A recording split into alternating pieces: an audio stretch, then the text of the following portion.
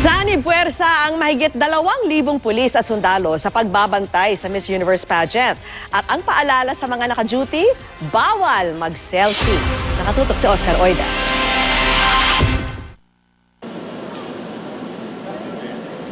Bukas na ang preliminary show sa Miss Universe at ilang araw na lang bago ang coronation night. Pero tila di pa rin kontento si NCRPO Director Chief Superintendent Oscar Albayalde sa isinasigawang dry run ng security deployment para sa okasyon. Occupy your post. Yung doon, ba't wala doon sa kabila ko? Huwag tayo sa baba! Mabuti na raw ngayon pa lang, nagigpit na, kesa mabulaga ng di inaasahan sa oras ng timpalak.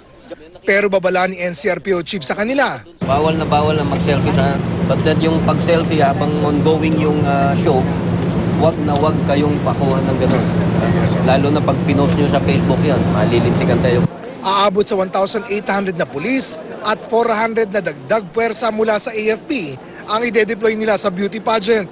Wala naman daw natatanggap na anumang banta sa seguridad, pero para raw makasiguro, maya't maya na kung magsagawa ng paneling gamit ang mga K9 units.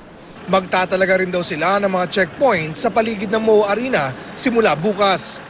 Pero di raw nila papatayin ang signal ng cellphone sa araw ng pageant. It's a different activity ito. Hindi kagaya nung traslasyon natin, ito kailangan yung communication. There was a bit problem dun sa Cebu noon, nung pumunta sila sa Cebu. They, I think, experienced a slight problem them on coordination dahil walang signal. Samantala, dumating naman na kanina ang mga high-tech na X-ray na pinahiram sa mga organizers para makatulong sa pagtitiyak ng seguridad. They're very high-tech. It will detect anything. And ito mga standby X-ray machines that they allowed to lend to us, and we're thankful, no?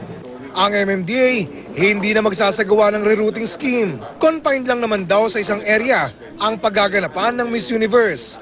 Wala rin daw silang balak ilikas ang mga street dwellers. Kung anong kagandahan ng Pilipinas sa cities right now, yun po pinakita natin. Tama naman o yan, ba't natin kailangan itago yung nandyan? Ito yung katotohanan, ito yung pinagmamalaki natin. Oscar Oida, Nakatutok, 24 Oras.